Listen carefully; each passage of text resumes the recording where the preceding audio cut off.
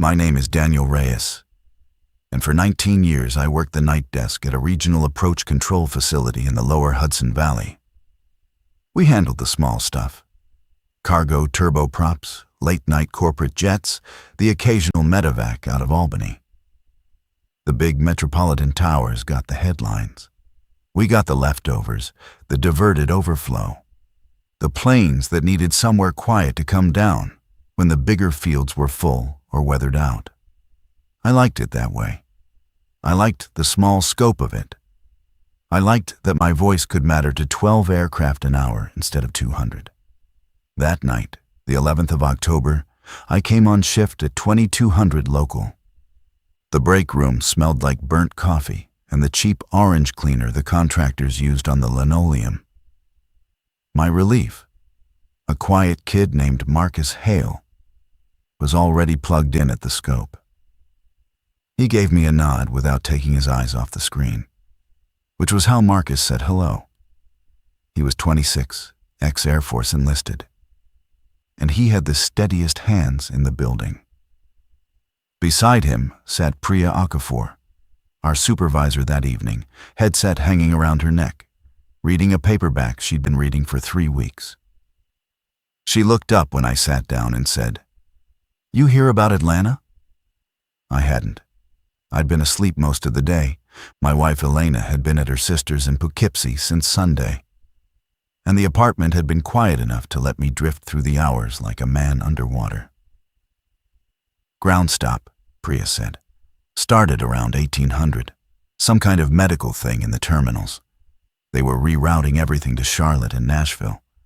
But Charlotte's reporting irregularities now, too." "Irregularities," I repeated. The word sat strangely on the air. We had words in this job for almost every kind of trouble: weather, traffic, mechanical, security, medical, fuel. Irregularities was not one of them. Marcus said without turning, "FA, a notice came through an hour ago. Crews are reporting unruly passengers on inbound legs, plural." I sat down at the adjacent scope and began my handover checklist: strip printer, frequency check, radar sweep, weather brief. The night sky over our airspace was clean. A high-pressure system had parked itself across the northeast, and the radar was painting nothing but soft, sparse traffic. 2 cargo flights heading west. A King Air out of Bridgeport climbing through 8,000. A Gulf Stream descending into Westchester. Routine, beautifully routine. I put on my headset and listened to the quiet hiss of the frequency for a long moment before I keyed up. The hiss was the part of the job nobody talked about. It was the sound of every aircraft out there not needing you yet. It was the sound of competence and silence. Priya leaned over. "If this Atlanta thing keeps expanding, we might catch some divert traffic later. Stay sharp." "I'm always sharp," I said, and she snorted, and Marcus almost smiled. The first thing that felt wrong wasn't on my scope. It was on the landline. The hotline to New York Center rang at 2247. And when I picked up, the controller on the other end, a woman named Janelle, whose voice I'd known for a decade, did not say hello. She said, "Daniel, are you guys staffed up?" "3 on the floor. Why?" "We're losing positions. I've got 2 empty scopes and a sup who walked out 20 minutes ago. Just walked out. I might have to start dumping sectors north to you." "Dumping sectors," I said carefully. "Janelle, what's happening down there?" There was a long pause, the kind of pause a controller is trained never to leave on an open line. Then she said, "I don't know. People are getting sick. People are getting strange. One of my guys started laughing in the middle of a vector and couldn't stop. We sent him to medical and he didn't come back." I looked across at Marcus, who had heard the tone in my voice and was now watching me. I said into the phone, "Send us what you need. We'll hold what we can." She hung up without acknowledging. That was the moment I should have understood. A controller does not hang up without acknowledging. We are the most procedurally polite people on Earth. I logged the call and didn't say anything to Priya. I told myself I would, after I'd watched the next handoff. The scope refreshed. A new target appeared on the eastern edge of our sector, squawking a code I didn't recognize. Climbing through flight level 240, heading west. The data block read AAL 2992. American Airlines, heavy. Inbound from somewhere I didn't yet know. I keyed my mic and said, American 2992, approach, radar contact, say intentions. The voice that answered me was not afraid. That was the part I remember. The voice was perfectly calm, and it said, Approach 2992. We have an unsecured cabin. Request priority handling. Request anywhere we can put this thing down, quietly. Quietly. Pilots don't use that word. Pilots ask for the nearest suitable. Pilots declare emergencies. Pilots don't ask for quietly. I looked at the strip printer as it began to clatter, and I felt the first cold thing slide into my chest. I asked him to clarify, because that's what you do. You don't react, you gather. I said, American 2992, approach, say souls on board, and fuel remaining. The pilot, a man whose voice had the worn evenness of someone who had been flying for 30 years, said, 194 souls. Fuel for 2 hours plus reserves. Captain Walter Stein speaking. Approach. I need you to understand something before we go further. Half my cabin is not behaving like passengers anymore. Behind me, Priya had stood up. She had heard him on the open speaker. Marcus had already pulled up our divert options on his secondary screen, fingers moving without instruction, which was Marcus's way. I keyed up. Captain Stein, approach copies. Standby 1. I muted my mic and turned to Priya. What do we do with him? Priya's face had gone through 3 expressions in 5 seconds, and had settled on the one I'd only seen her wear once before. The night a Cessna had gone down in the Catskills with a family aboard. She said, We don't put him at a populated field. Not until we know what's on that plane. Stewart's the closest, Marcus said. Long runway. Light traffic, a RFF on station. Stewart has a town next to it, Priya said, and a National Guard base. If something gets off that plane, we just handed it a uniform and a weapon. I looked back at the scope. 2992 was descending now without clearance, bleeding altitude through flight level 220. The pilot was making his own decisions. I keyed up again. American 2992, approach, descend, and maintain 10,000. Expect vectors. Captain, what's your cockpit status? Cockpit is secure. Door is locked and barricaded. First officer is with me. We have not had cabin communication in 11 minutes. Before that, the senior flight attendant reported what she called a biting incident in row 28. After that, the interphone went to screaming. After that, it went to nothing. I had a son once. He died at 4 months old, in his sleep, 18 years ago. And I had stopped letting myself think about him a long time ago. But sitting there at that scope, listening to a stranger describe screaming reduced to nothing on a closed line, I thought about him. I don't know why. The mind chooses its own associations when fear arrives. I said, American 2992, descend and maintain 10,000. Altimeter 2, 2. We are working your divert. Approach 2992, down to 10, 2. Daniel. That stopped me. He had heard my name on the open frequency when Priya had spoken it earlier, without realizing the mic was hot. Pilots remember names. It is a kindness in our trade. Go ahead, Captain.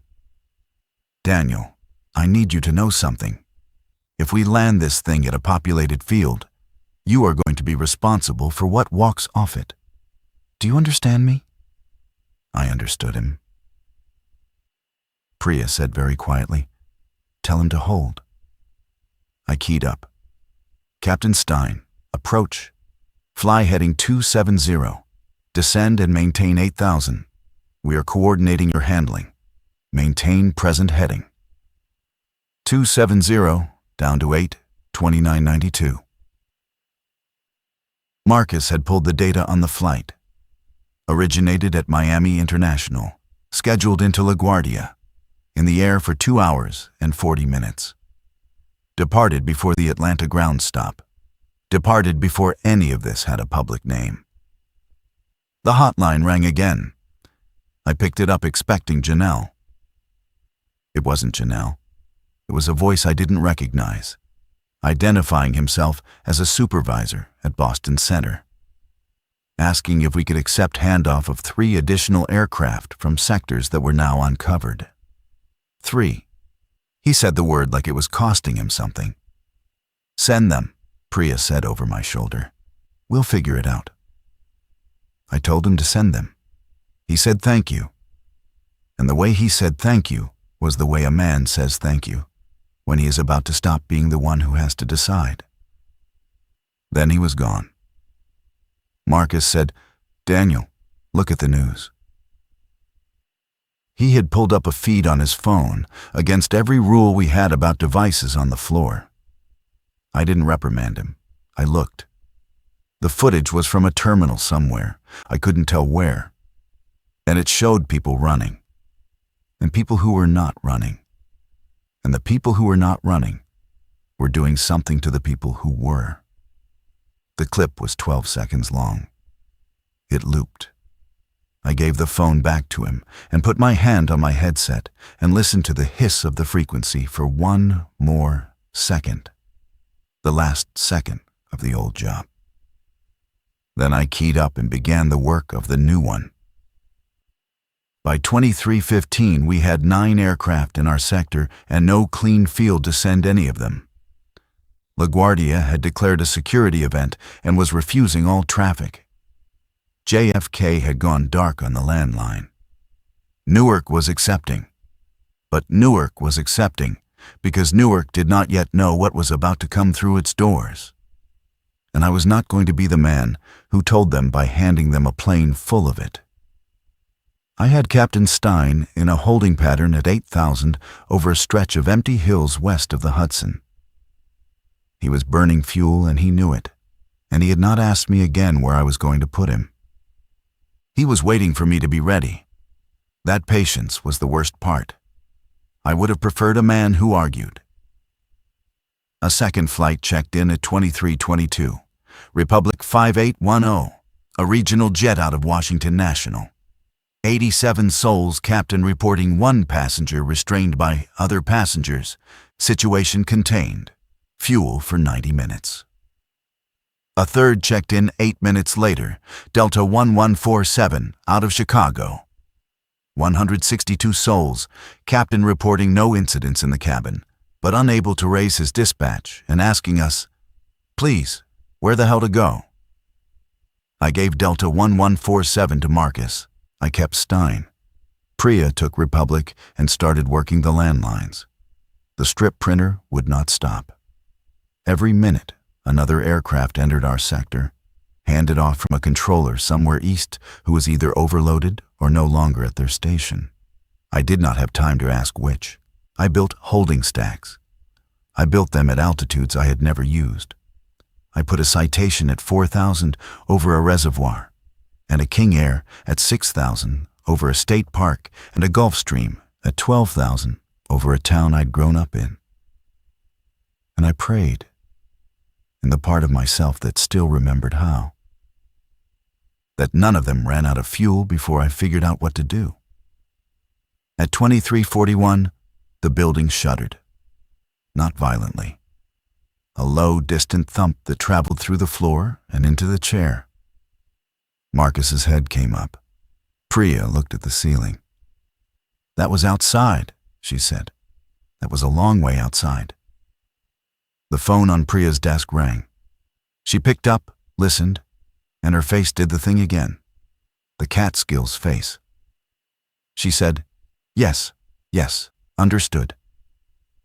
Then she hung up and said to us very evenly, "That was the airport manager at Stewart. They have a situation in the terminal. They are closing the field. We have lost Stewart." I closed my eyes for 1 second. Stewart had been my answer for Stein. I had been about to give him Stewart.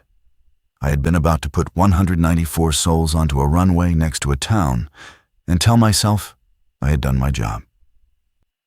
I opened my eyes. The scope was full. The holding stacks were stable. Stein was still flying his pattern. The hiss of the frequency was the only honest thing in the building. I keyed up.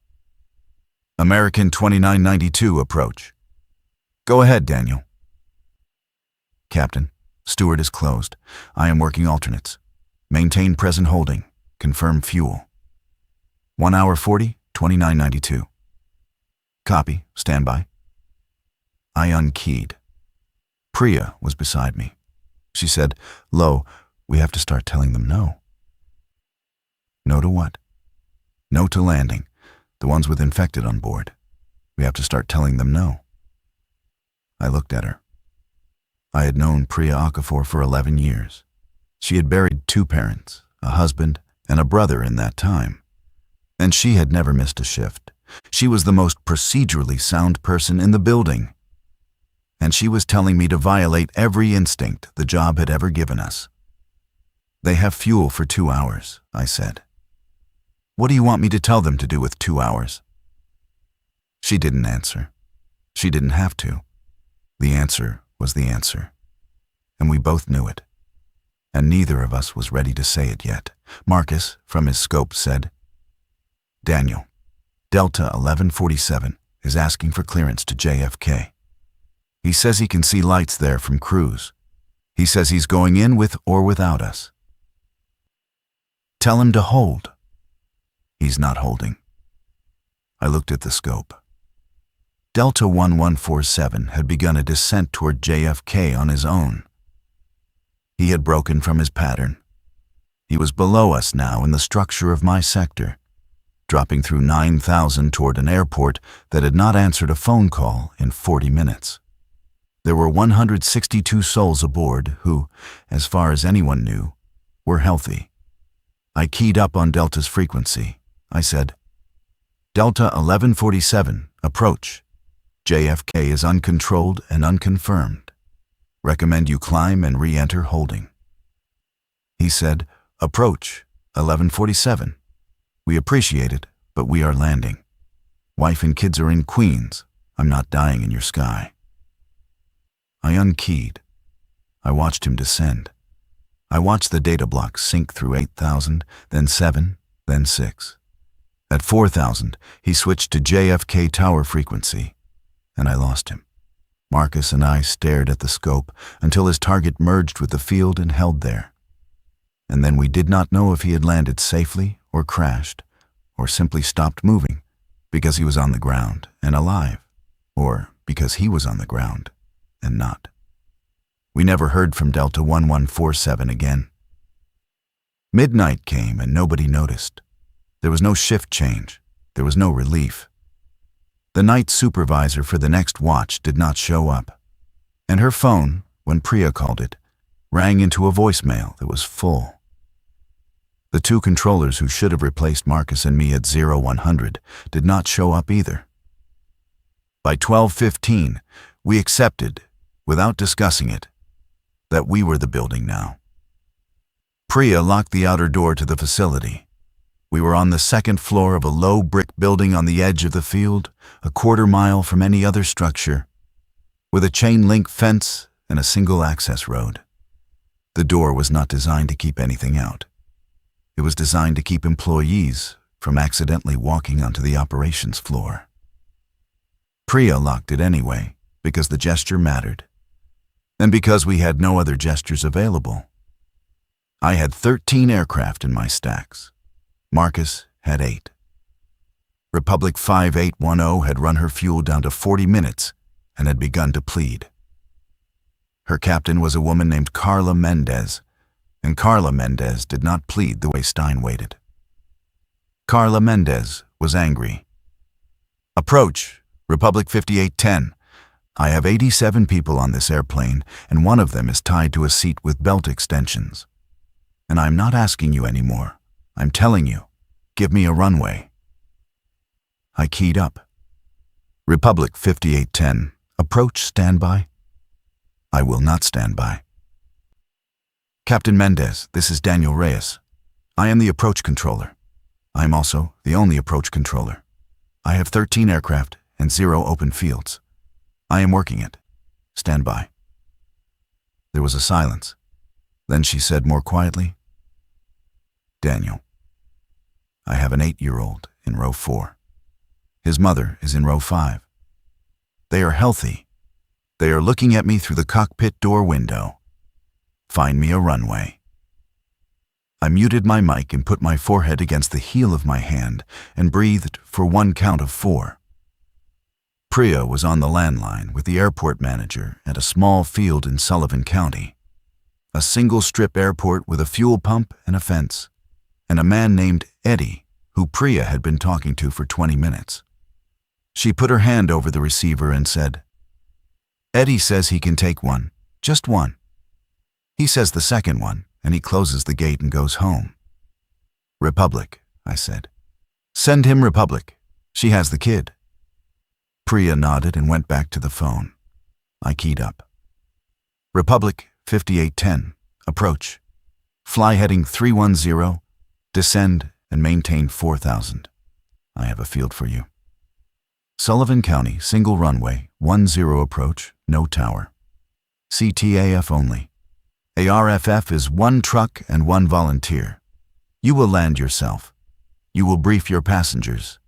You will not, under any circumstances, open the cabin door until you have visual confirmation from the ground that the field is clear. Confirm. 310 down to 4.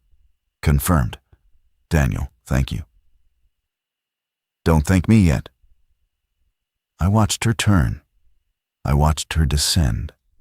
I watched her data block crawl northwest across my scope toward a runway I had never used for a regional jet and had no business using now. She would either land or she would not. The math of the runway said she would. The math of everything else said nothing useful. While I watched her, the phone rang again. Priya picked up. I heard her say, "Yes, yes. How many?" Then a pause, then, "Understood." Then she hung up and stood very still for a moment. "That was the chief of police in Newburgh," she said. "He is calling every public service number he has. He says the hospitals are gone. He says the precinct is gone. He says he is in his car on Route 9W with his daughter, and he does not know where to go.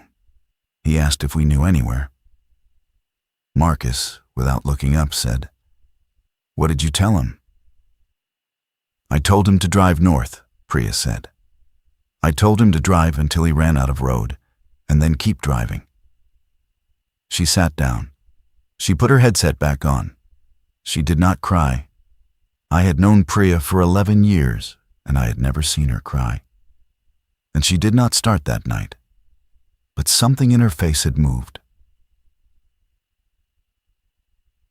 And I understood that some part of her had begun the process of accepting that we were not going to be relieved at 0100, or at 0700, or at any hour after that.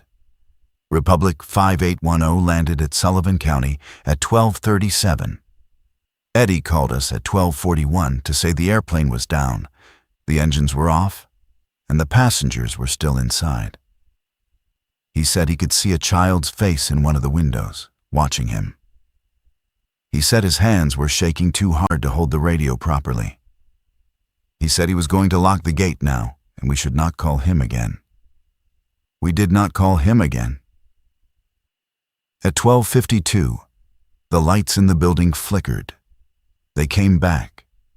They flickered again at 12:56 and stayed dim for 30 seconds before recovering. Marcus, who had grown up on a farm in Indiana and knew things the rest of us didn't, said, "That's the grid. That's not us. That's the grid going." "How long do we have on the generators?" Priya asked. 6 hours. Maybe 8 if we shed non-essential. "Shed non-essential," Priya said. She killed the break room lights from the master panel without leaving her seat.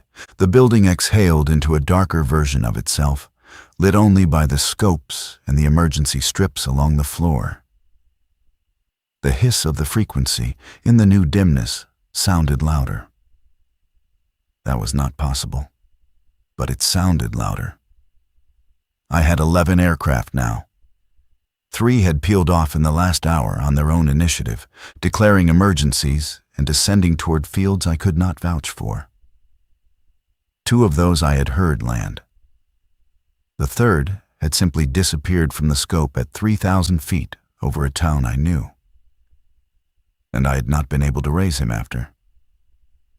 And I had moved on because I had to. Captain Stein was still flying his pattern. He had not asked me for an update in 40 minutes. He was conserving fuel and conserving words. I keyed up just to check on him. American 2992, approach, status check. 2992, holding as assigned. 1 hour 10 fuel, no change in cabin status. Copy. Daniel. Go ahead. My first officer wants to talk to you. Is that all right? Put him on. A new voice came through, younger, tighter. Approach. This is First Officer James Cho. I want to be on the record about something. Go ahead, James. If we go in somewhere populated, I am not opening this cockpit door. I want you to know that. The captain agrees with me. We will fly this airplane until it stops flying. I want that on the tape. It's on the tape, James. Thank you. Stein, you still there? I'm here. Captain, I'm going to be honest with you. I do not have a populated field that will take you. I am looking at every airport within fuel range. I am running out of options. I want you to start thinking about what you want, because in 40 minutes, I'm going to ask you to choose. I have already chosen, Daniel. I did not key up to ask him what he meant. I did not have to. I sat in my chair in the dim room, and I felt the choosing settle into him through the radio waves. And I felt the corresponding shape of it settle into me. And I knew that when the moment came, I would do what he asked me to do, because there would be no one else to do it. The hotline rang. I picked up. The voice on the other end said without preamble, "This is Major Linda Hartwell, New York Air National Guard, Stewart Base. Identify your facility." I identified. She said, "We are receiving reports of unaccounted aircraft in the New York metropolitan airspace. Are you handling traffic?" "Yes, ma'am. 11 aircraft in holding." "What is the status of those aircraft?" I told her. I told her about Stein. I told her about Republic landing at Sullivan. I told her about Delta and JFK. I told her about the small citation at 4,000 over the reservoir whose pilot had stopped responding 20 minutes ago and whose data block was now circling the same point in a perfect, terrible ring because the autopilot was flying the airplane and the pilot was not. Major Hartwell was silent for a long time. Then she said, "Mr. Reyes, I am authorized to inform you that fighters out of Atlantic City are airborne and have been given engagement authority for any aircraft refusing to comply with diversion instructions away from populated areas. Do you understand what I'm telling you?" I understood. If you have aircraft with confirmed biological contamination on board, and those aircraft attempt to land at populated fields, the fighters will engage. I'm giving you this information so that you can make your transmissions accordingly. Do you understand? I understand. Mr. Reyes, I'm sorry. She hung up. I sat with the receiver in my hand for a count of 5. Then I put it down. Priya was watching me. Marcus was watching me. I told them what Major Hartwell had told me. Marcus put his face in his hands for a moment and then took it out and went back to his scope. Priya said nothing. I keyed up. American 2992 approach. Go ahead, Daniel. Captain, I need to give you a piece of information. Fighters are airborne. They have engagement authority for non-compliant traffic near populated areas. I'm telling you because you have a right to know. There was a long, long silence on the frequency. Then Stein said very quietly, "Thank you, Daniel. I'm still working your field." I know you are. I worked the phones for the next 40 minutes. I called every small field in a 100-mile radius. I called airports that had been closed for years and listened to disconnected tones. I called a private strip in Dutchess County and got an old man who told me he didn't have the runway lights working and didn't have any way to light them either. I called a turf field in Columbia County and got a recording. I called a sod airport in Massachusetts that I had no authority over. And a controller who I had never met answered on the second ring and said, "I'll take one. I have a clear strip and a fuel truck. I'll take one before things change here." I gave him the Gulf Stream. The Gulf Stream was clean. The Gulf Stream had 9 souls and no incidents, and a pilot named Frank who had been weeping quietly on my frequency for the last 20 minutes without realizing his mic was hot. I vectored Frank east and handed him off. And he thanked me in a frurred sa-sa in a voice that had nothing professional left in it. That left 10. Of the 10, 4 had reported infected on board. 2 had reported suspected infected. 4 were clean. The 4 clean aircraft I could send anywhere a runway existed. The problem was that runways were disappearing. I called Albany. Albany did not pick up. I called Hartford. Hartford had been overrun, according to a controller at Bradley who was still answering his phone and who told me, in a voice I would hear in my sleep for the rest of my life, that he was sitting under his console with the lights off. And there were sounds in the hallway, and he was going to stop talking now because he did not want them to hear him. I let Bradley go. I called Burlington. Burlington answered. A controller named Owen, whose voice I had known for 6 years, said, "Daniel, I can take 2. I have a runway and a clean field and a guard unit on the perimeter. 2 clean ones. Don't send me anything dirty. Promise me." I promise. I sent him a citation and a King Air. Owen vectored them in personally. I listened to him work the approaches with the same calm he used on a sunny Tuesday afternoon, and I loved him for it. And I knew I would never speak to him again. That left 8. Of those 8, 4 were dirty. 2 were suspected. 2 were clean. I had 2 more clean fields I trusted. I sent the clean ones to those fields. They went. They landed. The fields confirmed. That left 6. All of them either dirty or suspected. All of them with fuel timers running. Captain Stein, in his pattern, said, "Daniel, how are we doing?" "Captain, I have 6 aircraft and no field. I'm still working." "How long do I have?" 40 minutes of fuel." "How long does anybody have?" "The shortest is the Republic." Then I corrected myself because Republic was on the ground. "The shortest is a regional out of Philadelphia. 20 minutes. He has 14 souls and 3 confirmed." "Daniel." "Yes." "Put him in the river." I did not key up. I sat very still in my chair. Priya was on a landline with someone, her back to me. Marcus had heard. Marcus had taken his headset off and was holding it in his lap. Stein said, "Daniel, he has 20 minutes. He has 14 people. 3 of them are already gone. The Hudson is right there. You vector him to the Hudson. You tell him what you have to tell him. He will do it because pilots do what controllers tell them. You give him a heading and a descent, and you talk him down into the water, and the water takes the problem.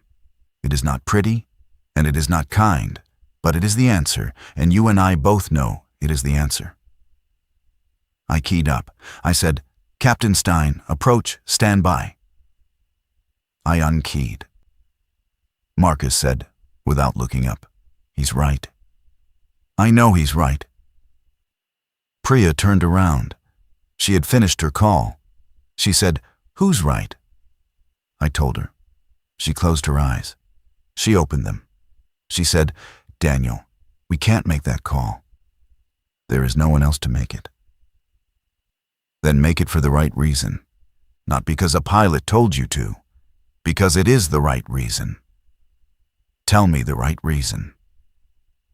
She did not have one. She had only the reason Stein had given, which was the reason of arithmetic. And arithmetic was not enough to put a man and his airplane into a river. I needed a different reason. I needed the kind of reason a man could carry afterward without it breaking him. I did not find it. I picked up the frequency and I keyed up. "Republic Express 3312, approach." "Go ahead, approach." "Captain, what is your status?" 3 infected restrained. Cabin secure but deteriorating. Fuel for 18 minutes. I have nowhere to go, do I? "Captain, I am working it." "You are not working it. You are stalling.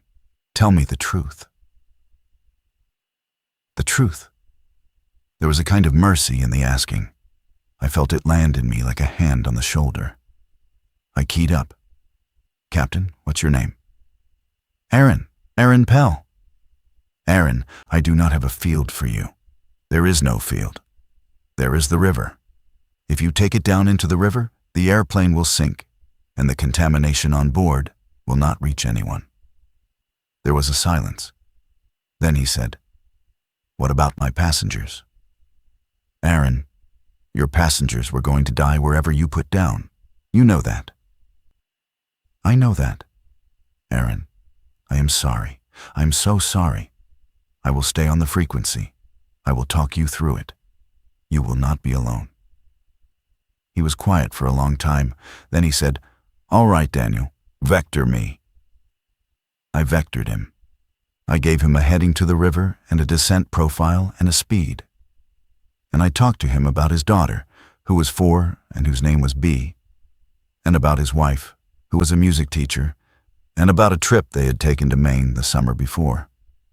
I talked to him until the data block crossed the river and the altitude readout went to 0, and the target stopped moving. And then I sat in my chair and I did not cry, because I was on the frequency, and the frequency was not a place where you cried. The generators ticked over to backup load at 0147. I felt the building accept its smaller life. The HVAC system stopped pushing air. The hallway lights went out entirely. We were 3 people in a room with 3 scopes and a hiss. Marcus had developed a tic in his left eye that I had not noticed before. It pulsed once every few seconds, a tiny involuntary acknowledgement of how much his body was holding. He was still working his sector. He had 4 aircraft in it now, 2 of them clean, 2 of them suspected. He had not spoken since I had put Aaron Pell into the river. None of us had. The phone rang. Priya answered. She listened. She said, "How many?" She listened again. She said, "Understood." She hung up and turned to me and said, "That was Major Hartwell. The fighters out of Atlantic City have engaged. They are reporting splash on 3 aircraft south of Long Island. She is calling to tell us that the engagement zone is expanding north." Expanding to where? To here. to our airspace, within the hour. I did the math on my stacks. I had 5 aircraft left. 2 were clean. The 2 clean ones I could vector toward Burlington and hope Owen still had a field. The other 3 were dirty. The other 3 were Stein, and a Cessna citation with 2 confirmed infected aboard whose pilot had stopped speaking 40 minutes ago and was flying on autopilot, and a corporate Falcon whose captain had reported 1 infected restrained in the rear lavatory and whose voice had grown progressively stranger over the last hour. Stein had 30 minutes of fuel. I keyed up the 2 clean ones first. I gave them Burlington. I told them to push their throttles up. I told them not to look back. They went. That left 3. I called Owen at Burlington to confirm acceptance and got a busy signal. I called back. Busy. I called the landline to the tower itself. It rang 12 times. On the 13th ring, it picked up. The voice that answered was not Owen. It said, "Hello," in the tone of a man who had never operated a radio in his life and was holding the receiver because it had been ringing and he did not know what else to do. "Who is this?" I said. "I'm a janitor. The man who was here is gone. There are sounds outside. I'm sorry." I put the phone down very gently. Priya was looking at me. I shook my head. She nodded. I keyed up the frequency. November 648 Tango. This is approach. Burlington is unavailable. Divert to Plattsburgh heading 010. Climb and maintain 9,000. The citation did not answer. The citation was flying its perfect circle at 4,000 feet, its pilot either dead or beyond response. I keyed up again. I set his call sign 3 times. Nothing. I let him go. He would fly until he ran out of fuel. He would descend in a slow spiral. He would land somewhere I could not control. There were 2 confirmed infected aboard, and they would walk out of the wreckage if the wreckage permitted it, or they would not. There was nothing left to do for the citation. The Falcon checked in unprompted. The captain's voice was wrong. It had the slow, deliberate quality of a man translating his own thoughts before speaking them. Approach. Falcon 90 Hotel. We are? Requesting. Descent. Falcon 90 Hotel. Approach. Say status.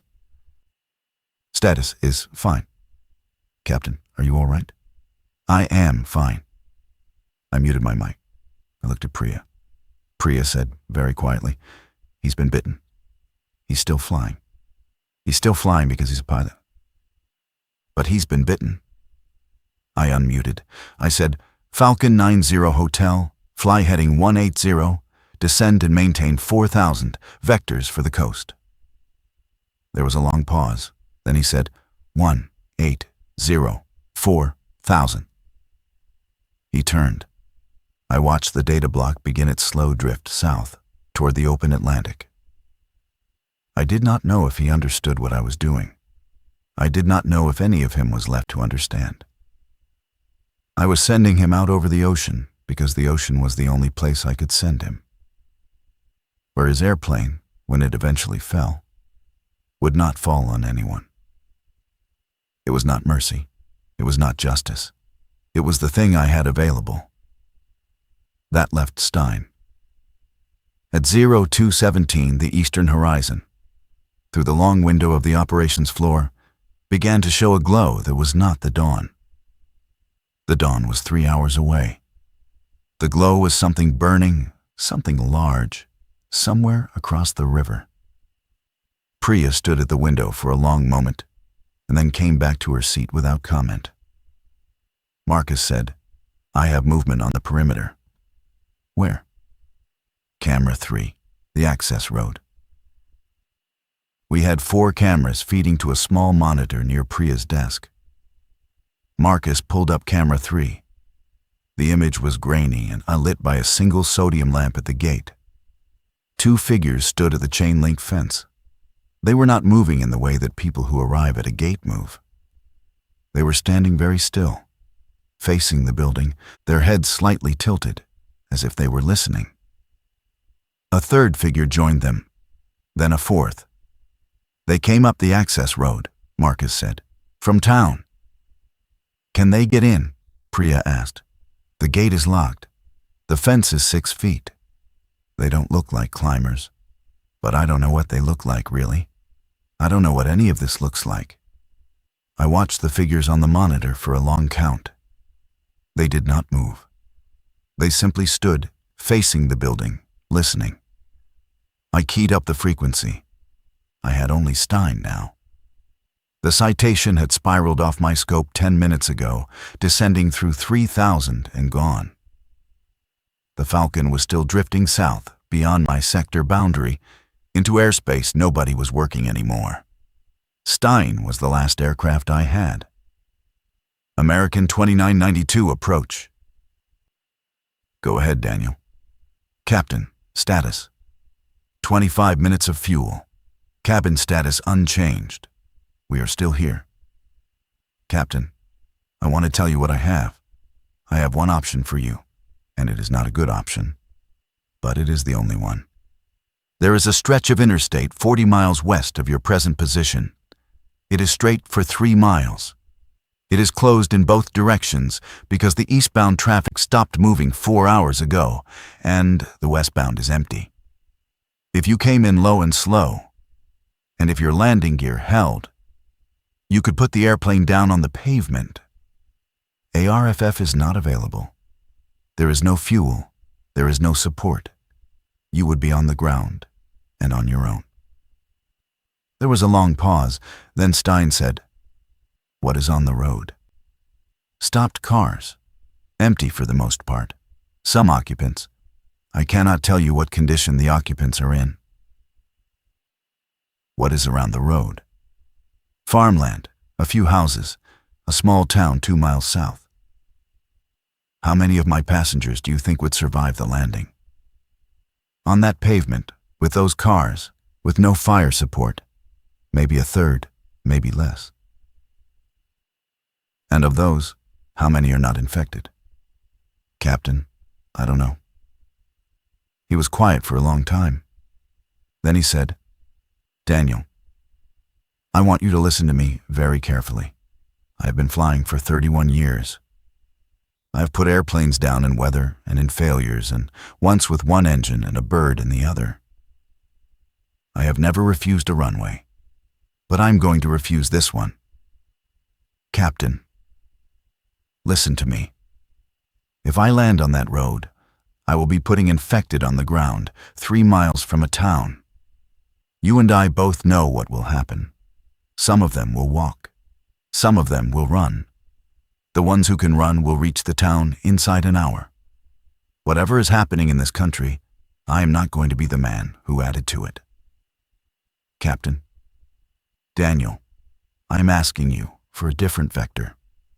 I knew what vector he was asking for. I muted my mic. I sat in the chair and I looked at the scope, and I looked at the small, slow targets circling over the dark hills west of the Hudson. The last aircraft I had. The last voice on my frequency. 194 souls, including a captain I'd been speaking with for almost 4 hours, and a first officer who had told me on the record that he would not open the cockpit door. Priya was beside me. I had not heard her stand up. She said very quietly, Daniel, don't. Daniel, you don't have to. There is no one else. You don't have to. Priya, there is no one else. The fighters are not here yet. By the time they are here, the fuel will be gone, and he will go in wherever gravity puts him. And that will be a worse answer than the one he is asking for. She put her hand on my shoulder. It was the first time in 11 years she had touched me. She left it there for a moment, and then took it away. I unmuted. Captain Stein, approach. Go ahead, Daniel. Captain, I can vector you to the Atlantic. Heading 130, descent at your discretion. You will be feet wet in 12 minutes. From there, it is open ocean for as far as your fuel will take you. Daniel. Yes. Thank you. He turned. The data block began its slow southeast drift, away from my sector, away from any populated point of land. I followed him as long as he was in my airspace. I talked to him about the things pilots and controllers do not usually talk about. He told me about his daughter, who was 26 and lived in Seattle, and worked for a software company, and whose name was Maddie. He told me his wife had died of cancer 4 years ago, and he had not flown a personal trip since. He told me he had been planning to retire next spring and buy a small boat and learn to fish, because his father had fished, and he had never learned. I told him about Elena. I told him about my son, who had died at 4 months old. I had not spoken his name aloud in 18 years. His name was Mateo. I said it 3 times on the open frequency, because it was the only place I had left to say it. Stein crossed out of my sector at 0246. I lost his radar return at 0302. I do not know what he did with the airplane. I do not know if he flew it until the fuel ran out, or if he put it down deliberately, or what he told his passengers, or if he told them anything at all. I know only that the data block disappeared from my scope at 0302, and that the frequency after that was only hiss. There is a kind of silence that is not the absence of sound. It is its own presence. It filled the operations floor in the minutes after Stein went off my scope. Priya did not speak. Marcus did not speak. I sat at my console with my hands in my lap and listened to the hiss of an empty frequency. And I understood that the job I had done for 19 years had ended at 0302, and that whatever I did after this would be a different job in a different life. Marcus broke the silence first. He said, "There are 6 of them at the gate now." I looked at the monitor. He was right. 6 figures, motionless, facing the building. They had not moved in 20 minutes. They were simply present, the way an audience is present, the way the dead are present in a room where someone has just died. "They came up the road," Marcus said. "From the direction of the town. They walked here. They didn't run. They walked." "What does that mean?" Priya asked. "I don't know what it means." I keyed up the frequency one last time. "I'm not sure why," I said. "Any aircraft on this frequency, this is approach, do you read?" There was no answer. The hiss continued. I unkeyed. I took off my headset and set it on the console. I had not taken off my headset in 9 hours. My ears felt strange without the weight of it. The room sounded different. I could hear the hum of the backup generator somewhere below us.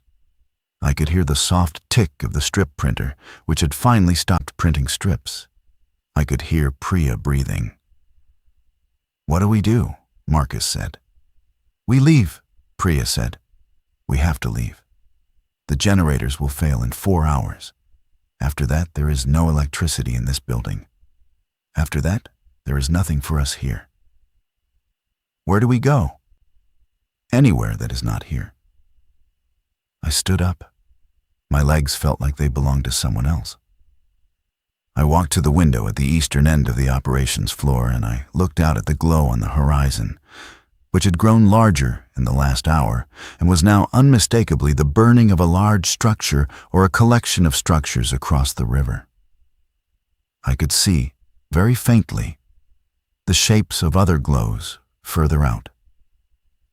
The world was burning at distances I could see. I had been talking pilots out of the sky, and I had not looked out the window in 4 hours.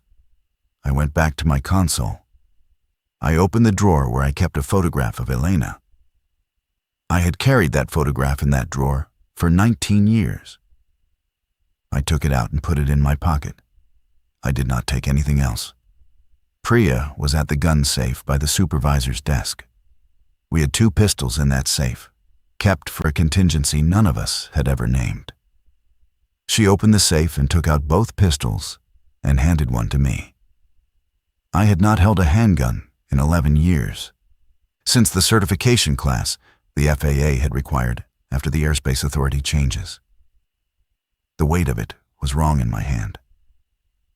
"Marcus," she said, "I'm not taking one. Marcus, I'm sorry, I can't." She did not argue.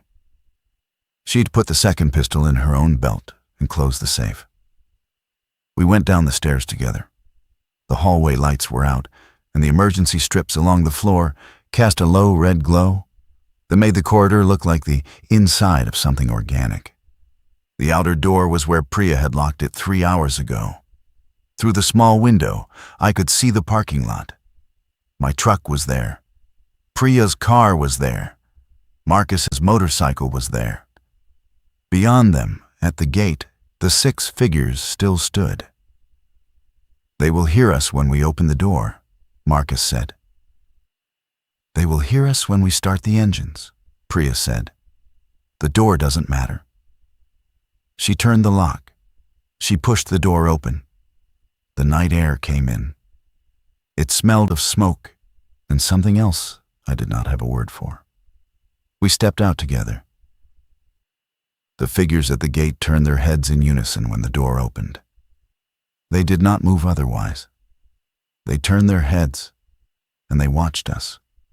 And the synchronization of it was the most frightening thing I had seen all night.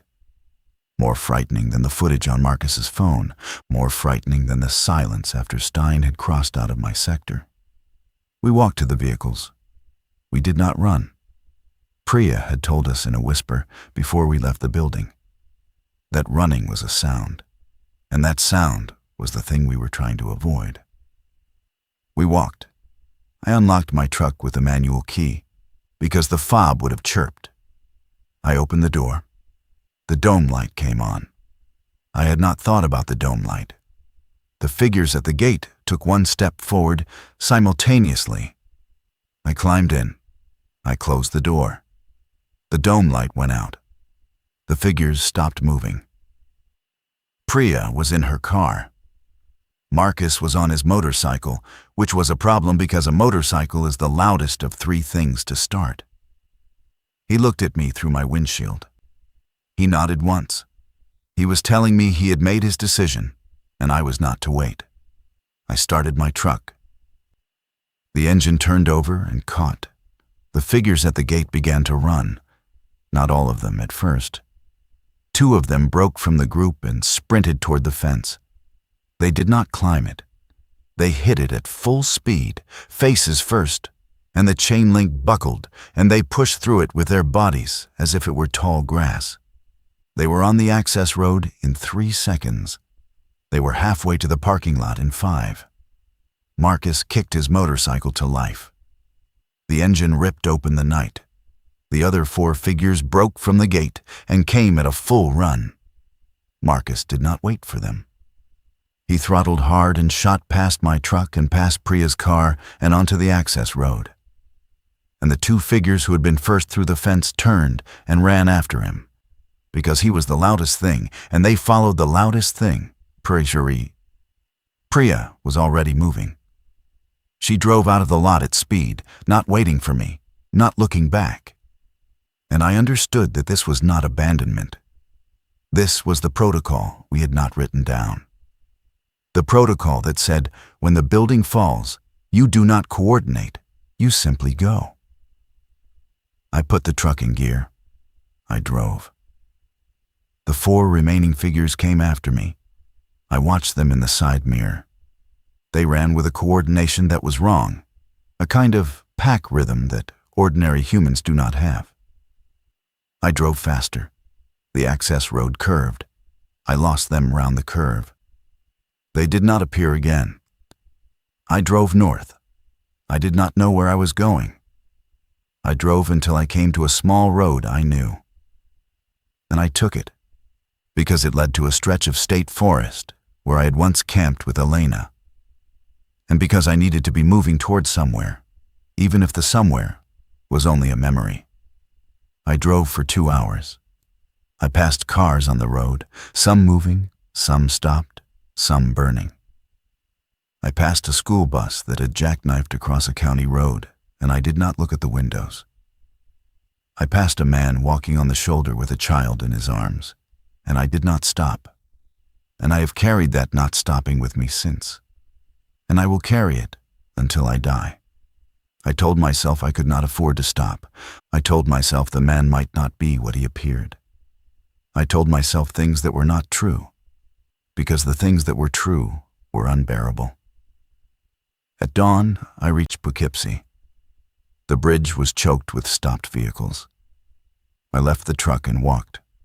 I had the pistol Priya had given me and the photograph of Elena, and the keys to an apartment my wife and I had not yet sold, which was where her sister lived, and where Elena had been since Sunday. The apartment building was standing. The front door was locked. I knocked. I heard footsteps inside, then a long silence, then Elena's voice, very small, on the other side of the door, asking who it was. I said my name. She opened the door. She looked at me. I looked at her. Neither of us spoke for a long time. Then she stepped aside, and I went in, and she locked the door behind me, and her sister was alive, and her sister's husband was alive. And there were 2 neighbors from upstairs who had come down for safety, and that was the world I had left. I sat on the floor of the entryway with my back against the door. I did not take off my coat. Elena knelt beside me. She did not ask me what had happened. She had known me long enough to know that the asking would come later. She put her hand on the side of my face, and her hand was warm, and I closed my eyes for the first time in 12 hours. And I did not sleep, but I rested. We stayed in the apartment for 9 days. On the 2nd day, the power went out for good.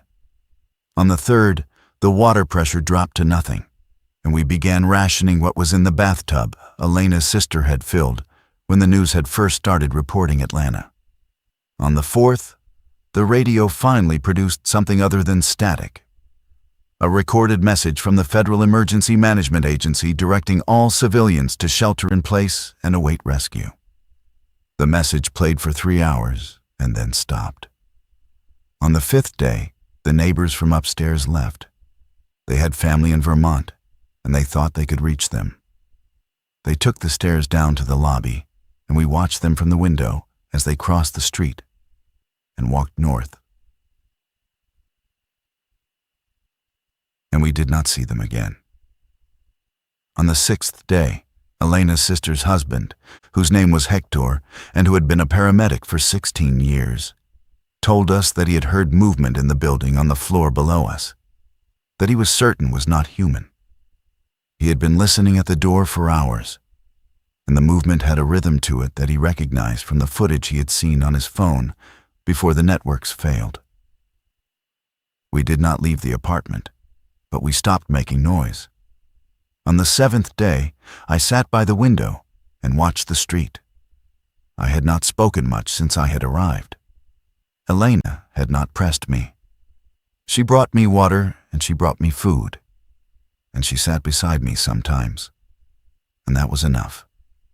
I watched the street and I thought about Stein, and I thought about Aaron Pell, and I thought about Frank, the Gulfstream pilot who had wept on my frequency without knowing his mic was hot, and whose airplane had landed safely in Massachusetts, and who I would never know the fate of. I thought about Owen at Burlington and the janitor who had answered his phone. I thought about Captain Mendez and the child in row 4 at Sullivan County, and the field where Eddie had locked the gate behind them and gone home. I had a notebook in my coat pocket. It was the small notebook I used for shift notes. On the 7th day, I took it out and I began to write down the call signs and the names. I wrote each one carefully. I did not want to forget them. I did not want their names to be lost, the way names are lost when the people who knew them die. I wrote Walter Stein and James Cho. I wrote Aaron Pell. I wrote Carla Mendez. I wrote Frank, last name unknown, Gulfstream operator. I wrote the call sign of the citation that had spiraled off my scope, and I wrote beside it, Pilot unknown, 2 confirmed infected, fate unknown. I wrote the Falcon's call sign, and I wrote Drift South, fate unknown. I wrote 194. I did not write it next to a name. I wrote it on its own, on a line of its own, because that was what it was. Elena came and sat beside me while I wrote. She read over my shoulder. She did not ask. After I had finished, she said, Daniel. Yes. You did what you could. I know what I did. I am not telling you that you didn't do enough. I am telling you that you did what you could. I know. She put her hand on the notebook. Will you tell me sometime? Sometime. Not now. Not now. She nodded. She left her hand on the notebook for a long moment, and then she stood up and went to help her sister boil rainwater on the small camp stove Hector had brought from his ambulance the night the city had stopped. On the 8th day, the building below us went quiet. Hector said it had been quiet for 6 hours, and that he thought whatever had been there had moved on. He said he wanted to go down to the lobby to look for supplies in the building manager's office, where there had been a generator and a stocked closet. He said he would go alone. I went with him. I had not left the apartment in 7 days. The stairwell was dark. We used a single flashlight, pointed at the floor, and we moved quietly. The lobby was empty. The manager's office was unlocked. There was no generator, but there were 3 cases of bottled water and a hand-crank radio and a flashlight with batteries. We took everything we could carry. On the way back up, on the 2nd floor landing, I heard something behind me. I turned. There was a figure at the bottom of the stairwell, standing in the dark, looking up. It was not moving. It was simply standing, the way the figures at the gate had stood. The way the figures had stood until the moment they had begun to run. I did not run. Hector did not run. We climbed the stairs at the same pace we had been climbing them. We did not look back. We reached the apartment. Elena opened the door. We went in. We locked it. The figure on the stairwell did not come up. We listened for it for the rest of the day. We never heard it. That was the 8th day. On the 9th day, we left. Hector had been listening to the hand-crank radio and had picked up a broadcast from a small AM station in the Adirondacks. The broadcast was a recorded loop, played by an automated system somewhere. But it gave coordinates and it gave instructions, and it said that there was an organized refuge at a former summer camp on a lake in the high peaks, and that the refugee was accepting people, and that the route in was marked. We loaded the car. Elena's sister, whose name was Lucia, drove. Hector sat in the passenger seat with the radio in his lap. Elena and I sat in the back. We took back roads. We took roads I had never driven on, roads that wound through the foothills and through small towns that had emptied themselves in ways I do not want to describe. We saw things that I have not told Elena about, and that I do not intend to. We drove for 2 days. On the 2nd day, we reached the camp. There was a checkpoint at the entrance, manned by 2 men with hunting rifles and a woman with a clipboard. They asked us our names. They asked us if any of us had been bitten. They asked us what we had done before. Hector said he was a paramedic. The woman wrote that down. Lucia said she was a teacher. The woman wrote that down. Elena said she was a librarian. The woman wrote that down. The woman looked at me. She said, "And you?" I said, "I was an air traffic controller." She looked at me for a long moment. Then she said, "We have a radio. We have a working radio, and nobody who knows how to use it properly. Can you operate a long-range HF set? Yes. Then you have a job. She wrote my name on her clipboard. She lifted the gate. We drove through. The camp was a collection of cabins and a central lodge around a small lake. There were perhaps 200 people there. They had a generator and a well, and a vegetable garden that had been planted in haste. They had a radio room in what had once been the camp office. They put me in it on the morning of my second day. The radio was an old Kenwood transceiver with a long wire antenna strung between two pines. I sat down in front of it the way I had sat down in front of my scope every night for 19 years. I put on the headset. I keyed up. I said, any station, this is Refuge Station Alpha, do you read? The hiss of the frequency answered me. It was the same hiss. The hiss does not care what kind of facility you are operating from.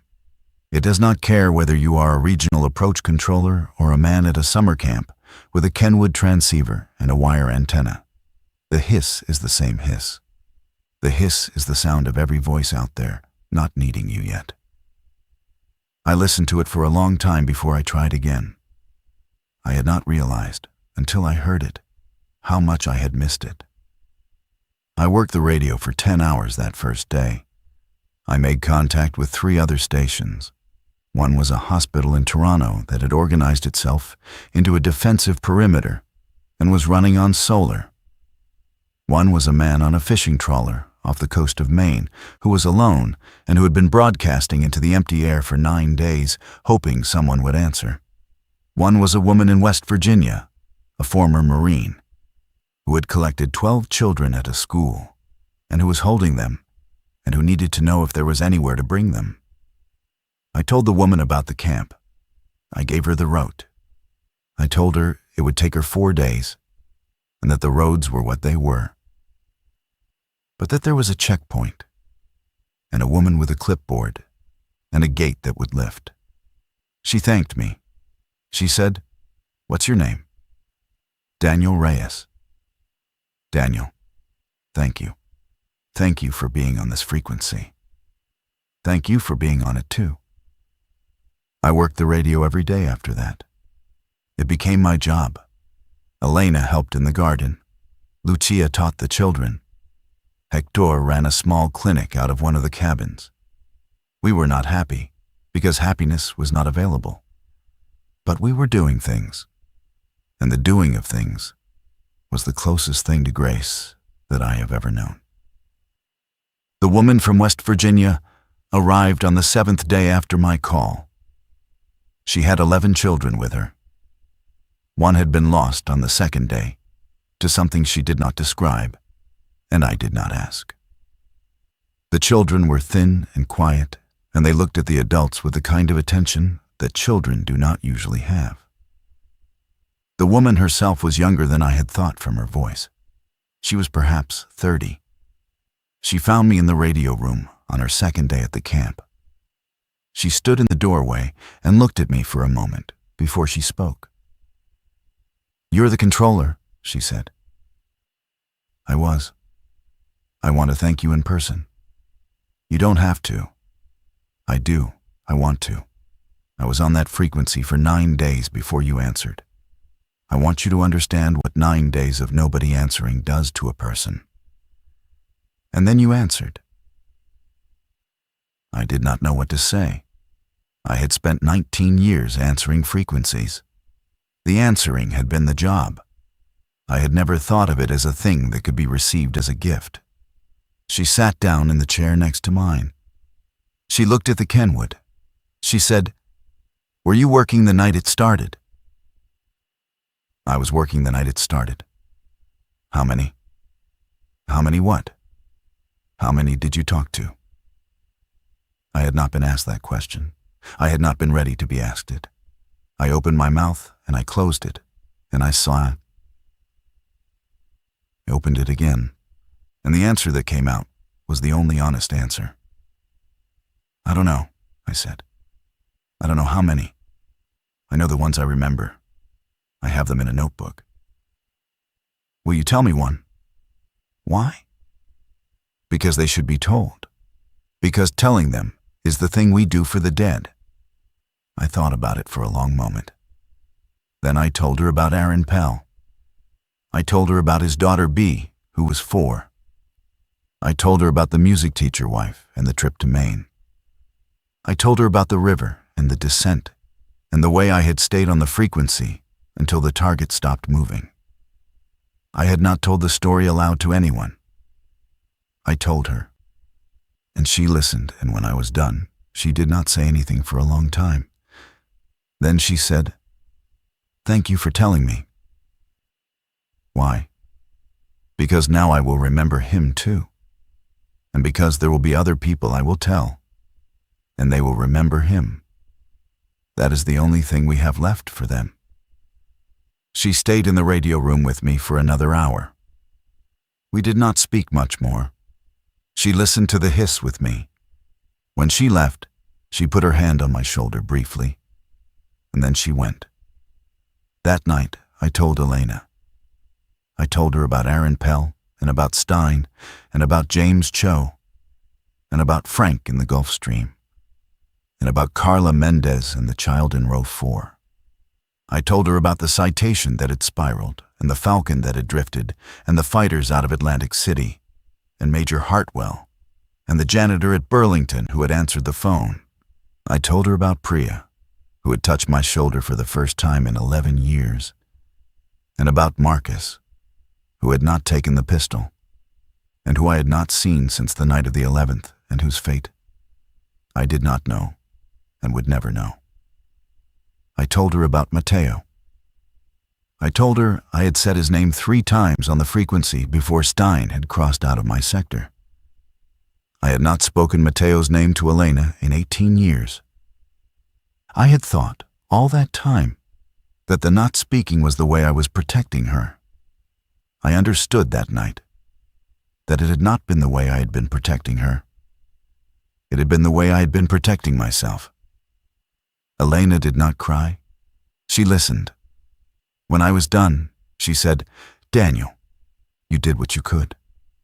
That is what you said before. I will keep saying it until you can hear it." I did not say anything. She put her forehead against mine, and we sat like that for a long time. And outside the cabin, the wind moved through the pines. And somewhere on the lake, an owl called. And the world, which had ended for so many people on the night of the 11th, continued for us, because it had decided to. I have been at the camp for 14 months now. The numbers have grown. We are 612 as of this morning. There are children who were born here. There are people who have died here of ordinary things, the things that have killed people forever, illness and age and the failure of the body. We bury them in a clearing past the south cabins. We mark the graves with painted stones because the wood does not last and the stones do. The radio room is still my job. We have improved the equipment. We have 3 transceivers now and a proper antenna farm and a young woman named Sarah who is learning the work and who is better at it than I was at her age. I work the night shift because the night shift is what I have always worked, and because the hiss sounds the same to me, say at 3 in the morning, as it did when I was sitting in the regional approach facility on the 11th of October. I have made contact with 73 other stations over the 14 months. Some of them have gone silent. Some of them are still there. There is a man in Glasgow I speak with every Tuesday at 2200 Zulu, who is the last operator at what used to be a maritime rescue station, and who has saved, by my count, over 300 people from boats and rafts and small craft in the North Atlantic by guiding them to safe harbors. We do not talk about anything except the work. We do not need to. I keep the notebook. I have added to it. I have names from before the 11th and names from after. I write down everyone I make contact with and everyone I cannot help. and everyone whose voice I have heard for the last time on my frequency. The notebook is almost full now. I will need a new one. Priya found us through the radio network 9 months after the camp opened. She had made it to a refuge in northern Maine, organized around a paper mill, and she had heard my voice on the long-range band and recognized it. We spoke for an hour. She told me Marcus had not made it. She did not tell me how she knew. I did not ask. We have spoken every month since, on the same frequency, at the same time. She is the supervisor at her refuge now. I had expected her to be. Elena is teaching at the camp. She has 14 students. They learn to read from books we have salvaged and from stories the adults make up when the books run out. They learn arithmetic. They learn the names of trees and birds. They learn to be quiet when they need to be quiet, which is a lesson nobody at this camp has to teach twice. I have not flown again. The airspace is empty. There are no controllers, and there are no pilots, and there are no airplanes anywhere that I know of. Sometimes, on clear nights, I look up at the sky and I sing. And I imagine the routes that used to be there. The long curves of the transatlantic tracks, the stacks over the major airports, the holding patterns I used to build over reservoirs and state parks. I imagine them as lines of light. And I imagine that the lines are still there, even though the airplanes are not. Because somewhere a controller built them and a pilot flew them. And the building of them was a thing that happened. And the having happened is permanent. The hiss of the frequency is the same hiss. I have come to understand that this is the most important thing I have learned. The hiss does not change. The world that produces the hiss can end, and the hiss continues. As long as there is a transceiver and a battery and a wire antenna and a person willing to key up, there is a frequency, and the frequency is a place where one voice can find another. I have not yet found a way to make peace with the night of the 11th. I do not know if I will. I do not know if peace is the right word for what a person who did what I did is supposed to find. But I have found something. And the something is the work, and the work is enough, most days, to carry me from one shift to the next. Last week, on a Tuesday at 2200 Zulu, the man in Glasgow signed off the air for the last time. He told me he was old and tired, and the station had been failing for months. He told me he had trained a young man to take his place. He told me the young man would be on the frequency at the same time next Tuesday, and that I should be kind to him, because he had never spoken to anyone outside Scotland before. The young man came on the air at the appointed time. His voice was nervous. I told him my name. I told him I had been an air traffic controller once, in another country, in another life. I told him, and I had been working the night the world ended, and that I had lost almost everyone I had spoken to that night, and that I was still here, and that he was now part of the network, and that the network was the thing we had built out of what had been left, and that he was welcome to it. He said his name was Callum. He said he was 23. He said he had never operated a radio before 3 weeks ago. I told him the hiss was the same hiss everywhere. I told him to listen to it for a while, before he keyed up. I told him to take his time. I told him I would be on this frequency every Tuesday at 2200 Zulu for as long as I was able, and that he should come find me, and that we would do the work together. I am 61 years old. I have been a controller for 33 years, and a survivor for 14 months, and a husband for 34 years, and a father, briefly, for 4 months. These are the facts of me. They will be the facts of me when I die, which I hope will not be soon, but which will come as it comes for everyone. There is a tape, somewhere, of my last shift. The facility recorded all frequencies, and the tapes were stored on a server. and the server was in a room with battery backup that would have run for 30 days. The tape is probably gone now. The building is probably gone. But the tape existed. And on the tape, my voice exists. Talking Aaron Pell into the river and talking Walter Stein out over the Atlantic.